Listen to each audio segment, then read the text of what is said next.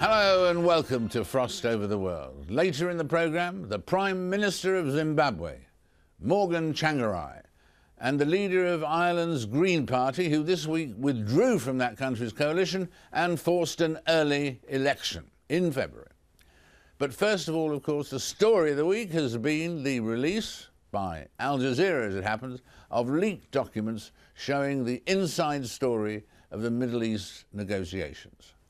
The so-called Palestine Papers, which showed the detailed compromises made by Palestinian negotiators to try to win a Palestinian state from the Israelis. The man leading the Palestinian team for the past 2 decades is Saeb Erekat, who reacted to the leak by denouncing it as a pack of lies. Well, I'm delighted now to say that Saeb Erekat is with us and joins us from Jericho. Saeb, welcome back. Obviously, this has been a very testing week for you in many ways. And do you feel, as we come to the end of the week, that the effect of these leaks and so on has been to improve your situation overall after 5 or 6 days? Or has it been more favourable to Israel? Has it been bad news for you, this whole leak fuss, or has it now starting to come round to your side? Sir David, thank you for having me. No, I think last week we have witnessed the worst smear inciting campaign in the history of Arabs. I was portrayed by Al Jazeera in the music, in the sequencing, in the tampering, in the selectivity of things, and they were telling people Saeb Erekat is guilty, execute him, and give him unfair trial after that. The thing is, as far as the leak themselves, now we have an investigation committee, and you know me, Sir David, if these documents were read from my office, I and I alone will be fully responsible for this. From the documents, I'm looking at the Jazeera websites today. I'll give you 2 examples, sir, on what they did to me personally. In one statement, they said Saeb Erekat said to Americans, we killed Palestinians. And then they brought a show of a Palestinian being killed by Israelis. So that's the linkage.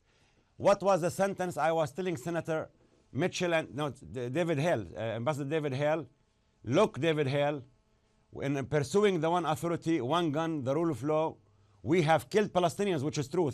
5 Palestinians were killed in Kalkila, 2 from the security the day before.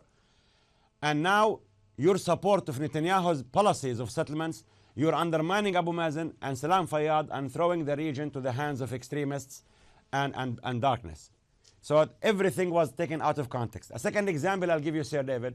Yep. They quote me, just 1 second, they quote me as saying, I can be anything but not a Zionist, which is true. Now the context in the Jazeera documents, as it says there, that Tzivi Livni asked me to recognize Israel as a Jewish state, so I tell her, I cannot accept Israel as a Jewish state, because if I do that, I'll become a Zionist. I may become anything except for being a Zionist. Right. So the whole thing, Sir David, was taken out of context. Now there are 2 other things I want to add. There is a document that they claim that I said that I will create for you the biggest Yerushalayim in Israel's history. Actually, it was Dr. Tal Becker who said that, and my name was put in his name. And thirdly, there is a document I see here which is absolutely unfounded, that I personally attack Saudi Arabia, Jordan, Egypt, and Qatar, and that's absolutely unfounded. I don't do that. Right. What about Saeb, the 3 things that have been repeated most around the world, just to clear up these, the detail from the papers. Is it true that you, the Palestinian Authority, offered to Israel to keep most of their settlements, that Israel could, all but one also, in occupied East Jerusalem, that did your team say that they could keep all but one of those in East Jerusalem? Sir David, I am willing to offer you personally our official presentation papers to the Israelis and the Americans, which we also kept in the Arab League with our brothers in Qatar, Jordan, and Egypt. And yes, we were talking about East Jerusalem being the capital of Palestine, West Jerusalem being the capital of Israel, I've shown this map to Al Jazeera in Arabic in a special show. On 28th of January 2010, Walid Omar conducted an interview with me in which I showed Olmert's offer of 6.5, what they wanted to take out of Jerusalem. Unfortunately, Olmert's map were presented by Al Jazeera as my map, and then I showed him the map we offered. Under no circumstances could we accept Ma'ali Adumin, for instance, or Har Huma, or other settlements. So the whole thing is, yes, were there settlements in East Jerusalem that we accepted to accommodate to Israel? Yes. Were they all settlements except for Har Huma? That's absolutely not true. And then they said that the trade-off is 1 to 50, 1 to 50. And then they said on refugees, we accepted 10,000 only. 10,000 was Olmert's offer, not our offer. Even the text of the email that Ziad Colt was sending to his friend Hala that alleged this doesn't have the number that they claimed Abu Mazen have said. So now, a week later, Netanyahu is off the hook. We're the bad guys. Now Netanyahu, who was isolated and was boycotted because of the settlement activities, and we have suspended negotiations with him for this. We were supposed to the Security Council and vote, and then we said if we do that, Al Jazeera will claim that we're trying to divert attention. And now we have the quartet meeting coming in Munich next week. I'm supposed to be writing letters to them. Unfortunately, I find myself having to be in many shows like yours, Sir David. Right, and just two other quick quotations here. One was that you expect that only 10,000 out of 5 million refugees will get a right of return to their homelands. Did you expect that only 10,000 out of 5 million would get a right of return? Sir, the leaks are on Al Jazeera and on English. I'm not validating their authenticity, but the ones I read, there is not a mention of a Palestinian number on the name of me or Abu Mazen. The number 10,000 came from Olmert. He said, I can accept 1,000 annually for 5 years and then 10 years. Yeah. For humanitarian reasons. Our argument is that we cannot make the decisions for refugees. They must choose either to return to 1948 areas, Israel, or the state of Palestine, remain where they are and get compensated. How can I put a number without doing this? So it's absolutely unfounded. And this is part of the smear campaign and the fragmentations and the tampering with the facts. And I don't know why. Why would they do this? They have these documents they claim for 6 months. Couldn't they ask me to come? I offered Al Jazeera to give them my official document. I brought the 1,800 documents with me to them to compare. I urged them to read it the way I said it. But I don't know why they're insisting on this. Now, do they want Hamas instead of us? I know there is a gentleman in Jerusalem named Rami Abdel Hadi who used to work for Prince Hassan of Jordan.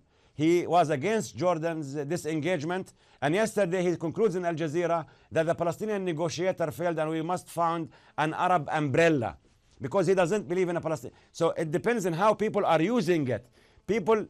Some people here are saying Palestinian negotiators failed, Hamas must be taking over.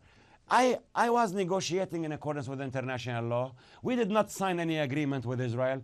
I was so transparent in offering my leadership for studies in these negotiations, their summaries. I even presented them to Al Jazeera in January 28, 2010. I went to every single town, refugee camp, university. I went to the Arab League and submitted everything, and Al Jazeera made it.